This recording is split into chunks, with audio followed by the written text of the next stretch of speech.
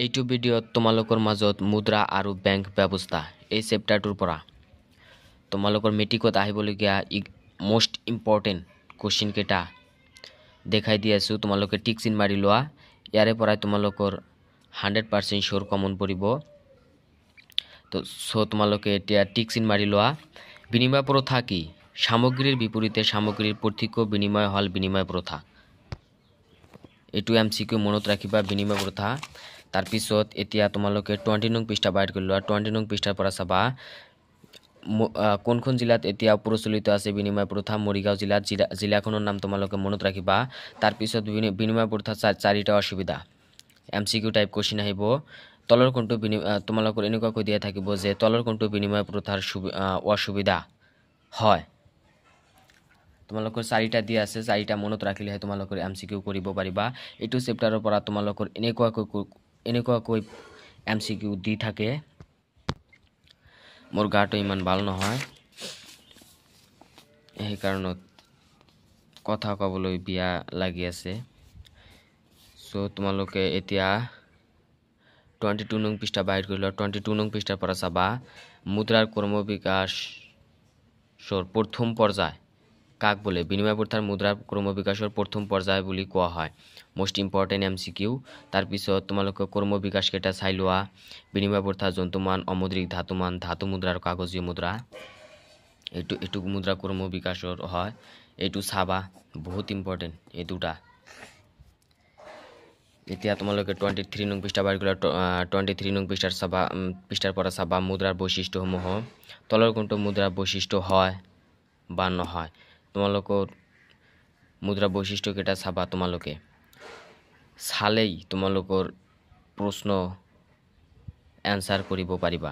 এইটো বহুত ইম্পৰ্টেণ্ট। তাৰপিছত তাৰল্য গুণ কি? তাৰল্য গুণটো চাবা। মুদ্ৰাৰ তাৰল্য গুণটো বহুত ইম্পৰ্টেণ্ট।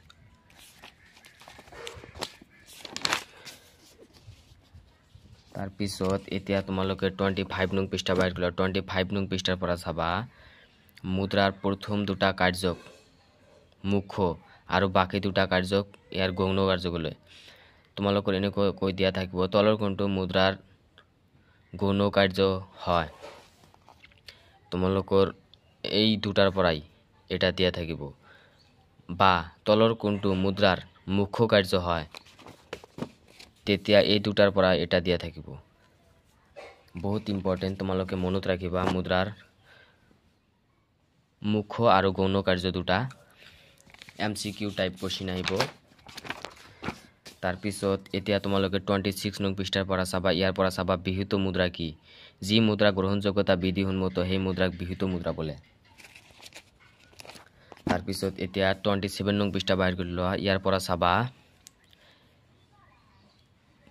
এখন 5 টকীয়া নোট আৰু 100 টকীয়া নোটক কি মুদ্ৰা বোলে?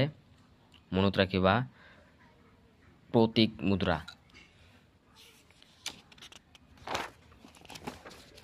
তাৰপিছত তোমালোকে মনত ৰাখিবা চেক আইনীয় মুদ্ৰা নহয়।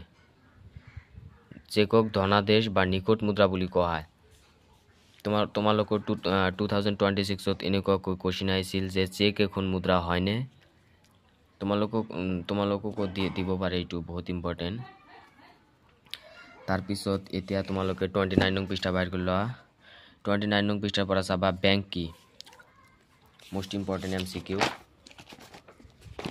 তাৰপিছত এতিয়া তোমালোকে 30 নং পৃষ্ঠা বাহিৰ কৰি লোৱা। মন্ত্ৰী শব্দটো জাৰ্মানীসকলে বেংক, ইটালীসকলে কি শব্দ ব্যৱহাৰ কৰিছে? ফৰাচী ভাষাত, ইংলেণ্ডত। মনত ৰাখিবা, এইটো MCQ টাইপ কোৱেশ্চন আহিব। তাৰপিছত ভাৰতবৰ্ষৰ প্ৰথমখন বেংক কেতিয়া স্থাপিত হৈছিল? বেংকটোৰ নাম কি আছিল? মনত ৰাখিবা বেংকটোৰ নাম আছিল বেংক অফ হিন্দুস্তান। 1770 চনত স্থাপিত হৈছিল, মনত ৰাখিবা। তাৰপিছত অসমৰ প্ৰথমটো বেংকৰ নাম কি? গুৱাহাটী। কেতিয়া স্থাপিত হৈছিল? মনত ৰাখিবা। এই দুটাৰ পৰা এটা অহাৰ চান্স আছে MCQ। তাৰপিছত সবাতকৈ পুৰণি কেন্দ্ৰীয় বেংকটোৰ নাম কি? ছুইডেনৰ ৰিক্স বেংক কেতিয়া স্থাপিত হৈছিল? মনত ৰাখিবা। তাৰপিছত ভাৰতবৰ্ষৰ ৰিজাৰ্ভ বেংক, এইটো বহুত ইম্পৰ্টেণ্ট, তোমালোকৰ মষ্ট ইম্পৰ্টেণ্ট হয় এইটো। ভাৰতৰ ৰিজাৰ্ভ বেংক কেতিয়া স্থাপিত হৈছিল? আৰু ভাৰতৰ কেন্দ্ৰীয় বেংকটোৰ নাম কি? Reserve bank. তাৰপিছত কেন্দ্ৰীয় বেংকৰ কাৰ্য, তোমালোকৰ দিয়া থাকিব MCQ টাইপ কুৱেশ্যন, তলৰ কোনটো কেন্দ্ৰীয় বেংকৰ কাৰ্য হয়? কেন্দ্ৰীয় বেংকে কাগজীয় মুদ্ৰা ছপা কৰে নে নকৰে, এনেকুৱাকৈ দিয়া থাকিব পাৰে, মনত ৰাখিবা। এতিয়া তোমালোকে 34 নং পৃষ্ঠা বাহিৰগুলা 34 নং পৃষ্ঠাৰ পৰা চাবা। ইডবি কেতিয়া স্থাপিত হৈছিল? মনত ৰাখিবা 1968। তাৰপিছত 35 নং পৃষ্ঠা বাহিৰগুলা 35 নং পৃষ্ঠাৰ পৰা চাবা। নাবাৰ্ড বেংক কেতিয়া স্থাপিত হৈছিল? 1982, মনত ৰাখিবা। আৰু নাবাৰ্ড বেংকৰ দুটা কাৰ্য বহুত ইম্পৰ্টেণ্ট। আৰু নাবাৰ্ড বেংকৰ মুখ্য কাৰ্যালয় ক'ত অৱস্থিত? মুম্বাইত অৱস্থিত। MCQ টাইপ কুৱেশ্যন আহিব। তাৰপিছত সিডবি কেতিয়া আইন গৃহীত হৈছিল? সিডবি কেতিয়া কাৰ্যকাৰী হৈ উঠে? সিডবিৰ মুখ্য কাৰ্যালয়, এইটো বহুত ইম্পৰ্টেণ্ট। সিডবিৰ মুখ্য কাৰ্যালয় ক'ত অৱস্থিত? লক্ষ্ণৌত, মনত ৰাখিবা এইটো। তাৰপিছত এইটো বহুত ডাঙৰ হৈ গ'ল ভিডিঅ'টো, কি কৰিবা, এইটো বহুত ডাঙৰ চেপ্টাৰ। তাৰপিছত অনুশীলনীৰ পৰা চাবা। অতি সুমুদ্ৰ প্ৰশ্ন 1, 3, 4, 6, 7। তাৰপিছত সুমুদ্ৰ প্ৰশ্নৰ পৰা চাবা 4 নং কুৱেশ্যনটো। তোমালোকক আগতে দেখাই দি আছে মুদ্ৰা তাৰল্য গুণ, আগতে তোমালোকক দেখাই দিছোঁ। তাৰপিছত দীঘল উত্তৰৰ পৰা চাবা 1, 4 আৰু 6, এইকেইটাই চাবা। ইয়াৰে পৰাই তোমালোকৰ 100% চিয়'ৰ 2026ত কমন পাবা। বহুতো ডাঙৰ ভিডিঅ' হৈ গ'ল